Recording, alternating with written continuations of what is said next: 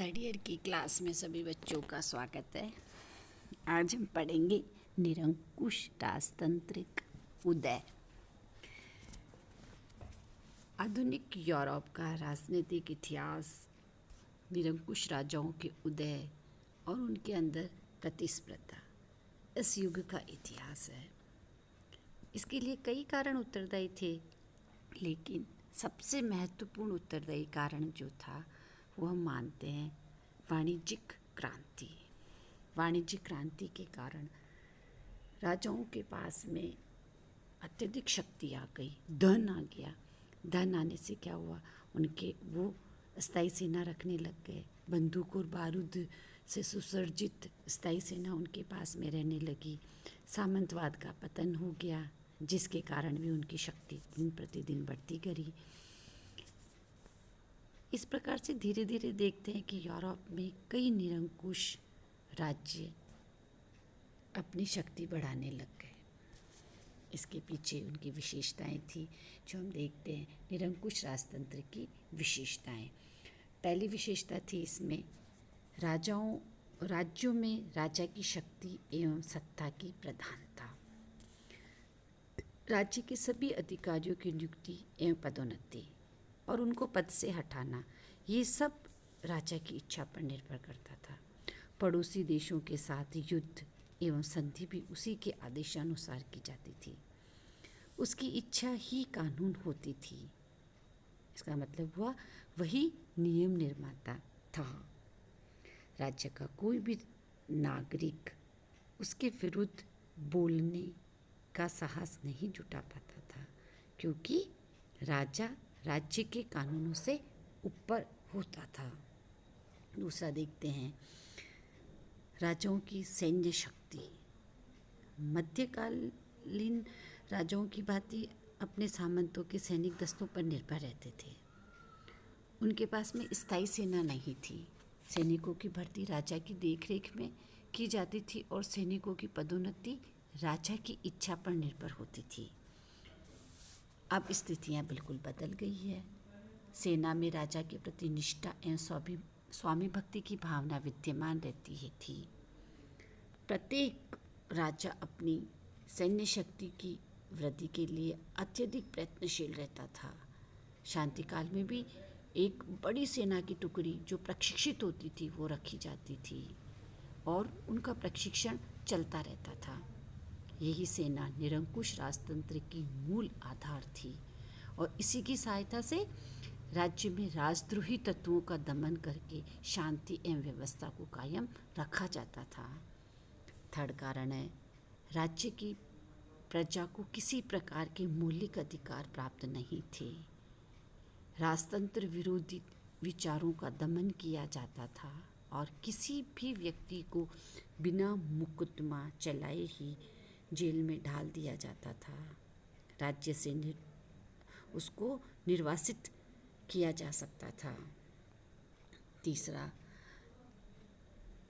कारण देखते हैं सामंतों की शक्ति का पतन।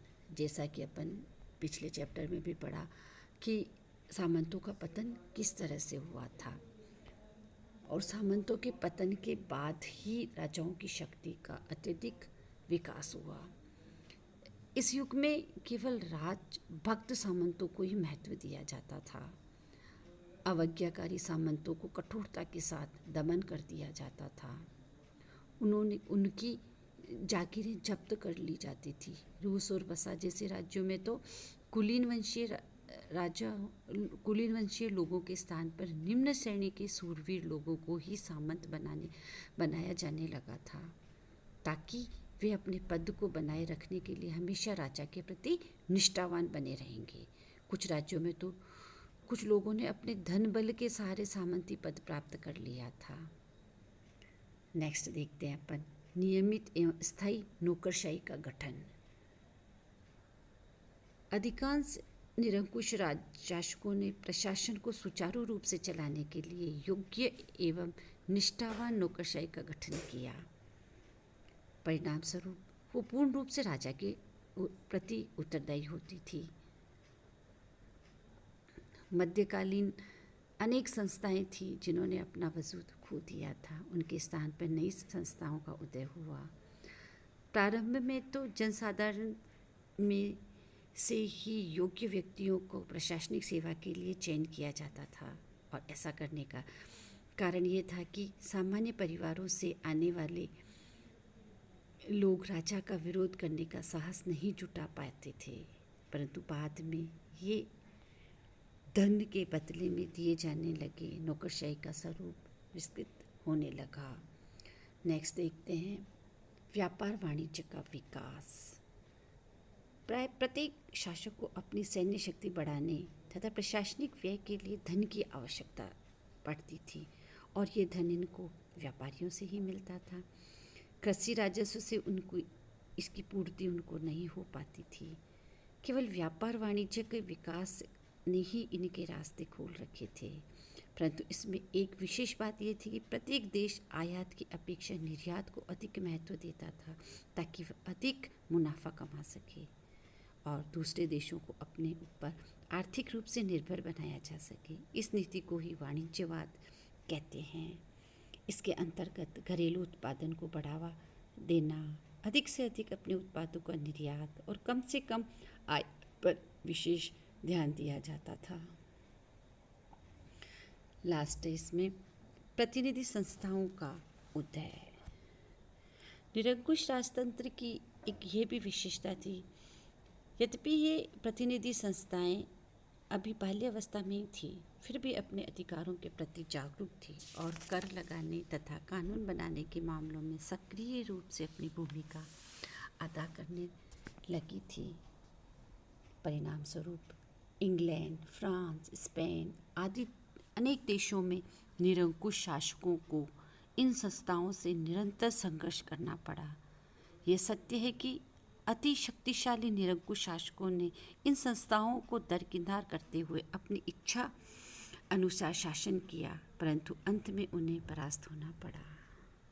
ये कुछ विशेषताएं थी जो निरंकुश राजतंत्र को उदय होने में सहायक थी।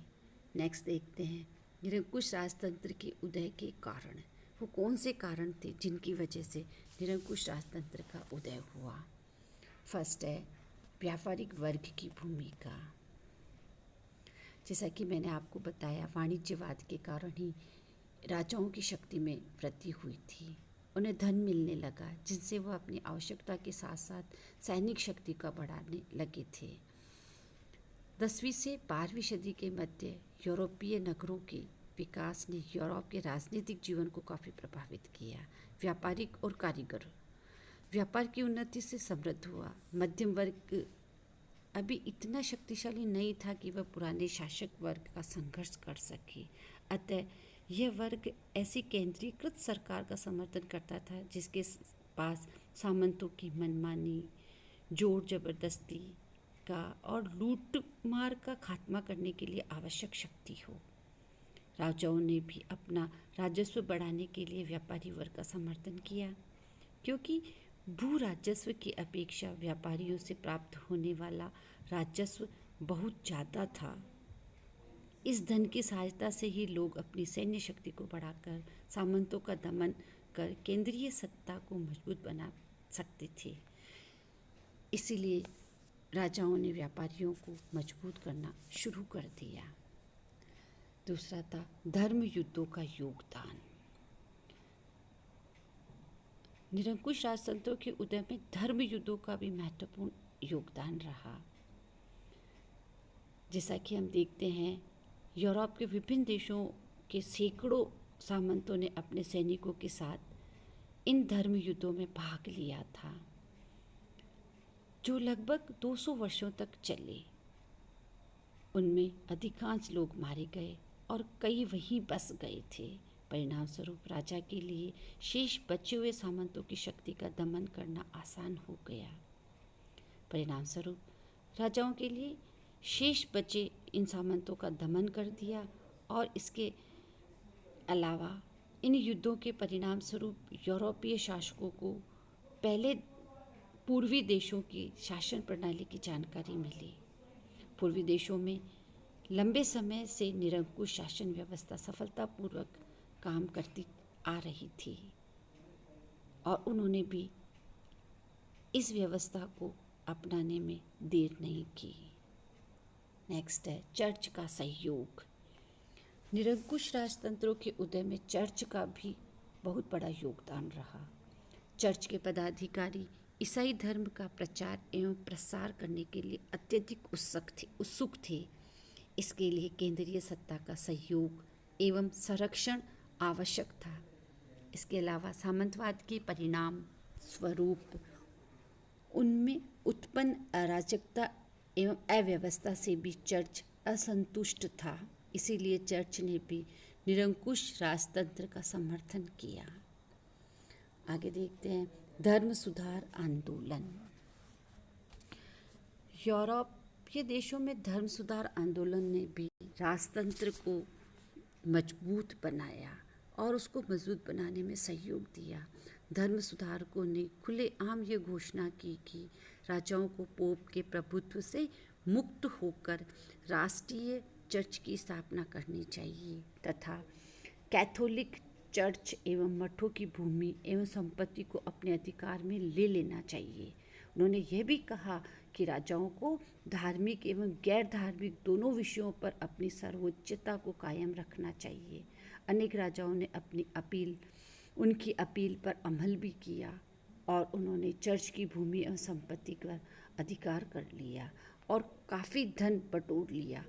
इसकी सहायता से अपनी राजनीतिक सत्ता को उन्होंने मजबूत किया। नेक्स्ट देखते हैं राष्ट्रीय भावना। वाणिज्यवाद, भौगोलिक खोजें, उपनिवेशवाद, देश की भाषाओं का विकास आदि कारणों ने लोगों में राष्ट्रीय भावना का विकास किया। अब लोग हर पहलू से अपने देश की उन्नति और समृद्धि के बारे में सोचने लगे। पहले धर्म की प्रधानता, फिर सामंती तंत्र ने उन्हें समुच्चय राष्ट्र के बारे में सोचने का अवसर ही प्रदान नहीं किया था। अब इन दोनों के स्थान पर राष्ट्र अधिक महत्वपूर्ण हो गया, जिसके कारण वो अपने देश के लिए, अपने देश की भाषा के लिए सोचने लगे। नेक्स्ट है देवीय उत्पत्ति का सिद्धांत। राजाओं को राज्य करने का अधिकार ईश्वर से मिला है और प्रजा को ईश्वर के प्रतिनिधि राजा के विरुद्ध कोई अधिकार नहीं है, ऐसी भावना उनके अंदर आने लगी। इस सिद्धांत के समर्थकों का ये भी कहना था कि राजा ने राज्य स्थापना का आदेश कुछ मुख्य व्यक्तियों के लिए ही पृथ्वी पर प्रतिनिधि के रूप में भेजा है। इसी प्रकार प्रजा के हृदय में राजा के कार्यों की आलोचना का विचार अथवा राजा यह कर सकता है और यह नहीं कर सकता का विचार ही राजा का अपमान, अनादर और तिरस्कार है। मतलब राजा के प्रति आप पूर्ण निष्ठा रखो, राजा के प्रति संदेह न रखो, राजा को ये मत समझाओ कि राजा ये कर सकता और ये नहीं कर सकता। इस तरह का विचार आना भी एक तरह से राजा का अनादर करना था। बहुत से लोगों का ये भी मानना है कि पोप की भांति राजा को भी ईश्वर ने प्रजा पर शासन करने का अधिकार दिया है। इस सिद्धांत की नींव मजबूत करने में ईसाई धर्म का भी बहुत बड़ा हाथ था। नेक्स्ट है पुनर्जागरणकालीन लेखकों का योगदान। अपन ने पुनर्जागरण चैप्टर पढ़ा था, उसमें मैंने आप लोगों को बताया था कि किस तरह से उस समय के जो लेखक थे, दांते थे, जिनकी कृतियाँ थी, है ना, इसी प्रकार से और भी हुए, जैसे मैकियावेली है ना, इनकी कृतियाँ थी जिन्होंने अपनी कृतियों के माध्यम से ना चर्च का विरोध कर और ना इसको राजाओं की शक्ति को मजबूत करने के लिए प्रेरित किया। उनकी जो बुक्स थी उनके अंदर भी उन्होंने राजाओं की शक्ति को मजबूत करने के लिए और चर्च में जो फैली हुई बुराइयां थी उन्हें दूर करने के लिए प्रेरित किया था।